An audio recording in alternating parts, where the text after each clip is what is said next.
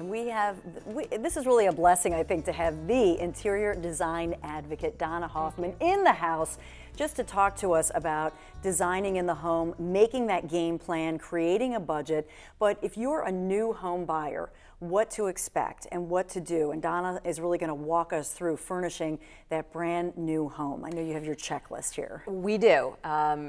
The first thing people have to remember is that it's overwhelming to walk into a new home. There's that excitement, you get the keys, but then you open the door and oh my goodness, what will it actually cost to furnish this home, let alone cover all the windows or control all the light. People sometimes forget when they're house hunting and they're falling in love with more and more square footage, you're going to have to fill all that square footage. So what do? And what you do, I think, is you just, like you said, that's a great line to just say, look, you're going to be overwhelmed, just take it easy. That's right. You expect to be overwhelmed and you want to break things into phases. We always try to coach people to take that most commonly used space or the most commonly used spaces and just concentrate on those first. But also, when you're house hunting, so important that you remember to set aside some budget for actually furnishing. And a lot of people forget to do that because you've been there. Anybody who's ever purchased a home knows you fall in love with bigger and better, bigger and better.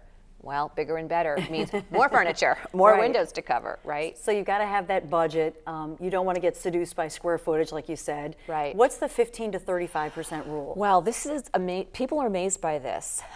In today's dollars, the prevailing logic in our industry is that people will spend between 15 and 35% of their home's purchase price on furnishing that home. Wow. Why the spread? Well, do you like entry-level price furnishings, or do you want to have mid-price furnishings, or do you like better-made furnishings? Do you need a lot of furniture, or are you kind of coming into the home and mostly everything you have fits and you don't need a lot? So that 10%, 15% range is where you'll land if you're really not needing to add too much to what you're already bringing into the home. And so you actually have a budget that you can share with us to I show do. us what. Yeah, it's a fictitious family room, and it just shows you, the column on the left would be if you were purchasing a family room or living room at entry-level priced goods, or if you were doing mid-priced goods, or if you were doing higher-end goods.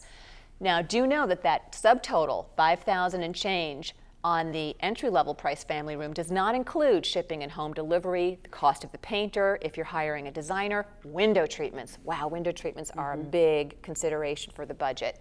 Doesn't include accessories, but just on your furniture, you see how quickly you can blow through over $5,000 if you're shopping at the most inexpensively priced furniture resources. If you're at that mid-price, you're at an easy $18,000. Wow. And that's a one room. But I think that, the key is, and this is what I hear you saying, choose your investment pieces. Yes. So in other words, hey, we got this new house and we're going to buy this couch and this chair. Maybe we get grandmother's table, and we're going to have these for as long as we're married. So those are our investment pieces. Sure. At the interiordesignadvocate.com, our new site, we really take people through what do you really get when you purchased a $1,000 sofa versus that $4,000 sofa. In a bedroom, do you want your drawers to continue to close easily, or do you mind if they start to break and warp after 2 years? So you have to be careful when you're shopping in those different price points, low, medium, high, what kind of performance you're going to get. So we always advise, do less, buy better, so you can have more performance and lasting value. But I love when you talk about value and you also tell people whatever you do, don't go into debt. Do not go into debt to furnish your home. If you're doing a renovation where you're bringing a piece of real estate up to market value or improving its market value, that's a wiser place to do leveraged income, redoing a kitchen, a bathroom, or adding on square footage. But as beautiful as a newly furnished family room is going to look and as wonderful as it's going to make you feel, you're not really doing anything to improve the value of your piece of real estate. So we like to advise people, don't go into debt to furnish. Save, create a budget, and off you go. I've always heard people say when you buy a new home, even live there for a year, do a minimal amount, and really take your time. Do you agree with that? I do. A lot of clients don't want to work that way. We have clients who want to get in and speed through, and they want it all done 6 to 12 months. But as commonly, we have people who say, listen, budget-wise, we need to do this in phases, and we're embarrassed about it. And I say, don't be embarrassed. That's normal. You've got a very normal paradigm here. And I don't disagree with you at all on living in a home for a while, because you know what you really get sensitive to when you live there? The light. Yes. Yeah, that Yeah. is so true. This living room feels dreary, or gee, we get so much morning sun in this family room. We need window treatments that'll control all this. You need to live there a little bit and get to see where you want to spend and when. You know, one of the things I would say that for my husband and I, because I have my big kids, my stepkids, is that's where all your mistakes go to. When they grow up and they go to college and then they get their first house and their first, that's where and they're like, hey, you know that couch that you decided you hated and it's in the basement? That's right. So you can find value, you know, maybe 20 years later, you could give it to the kids when they move out. Absolutely, although very often they don't want your old Right. flowered sofa. That's the problem, right? But absolutely. I don't want that. Yeah. I mean, I remember my parents when they were married, I mean, my goodness, you know, more than half a century ago, they said their first living room furniture was actually they bought quality lawn furniture. Sure. And that until they saved up and they bought good stuff, which they Yes. still have.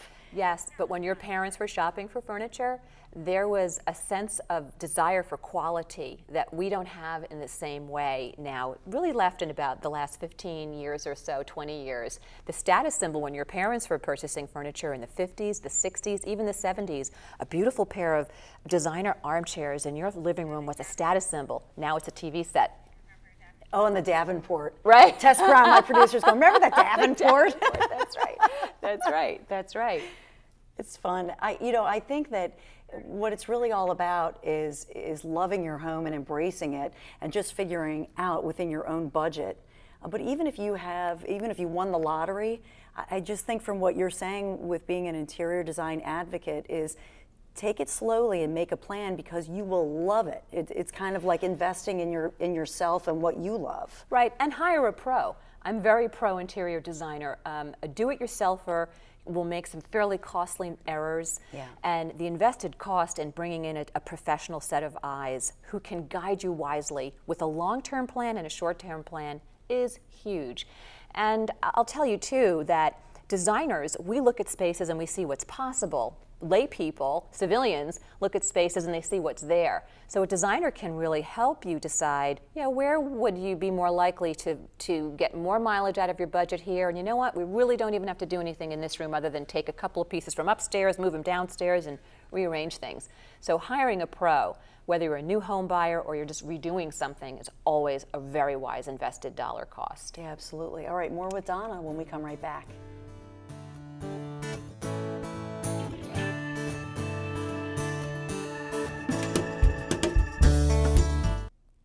So it's all about you and your home. We're talking to Donna Hoffman here on The Dawn Show. We're live and we're local. We couldn't take your questions, but if you have questions, you actually have two different websites.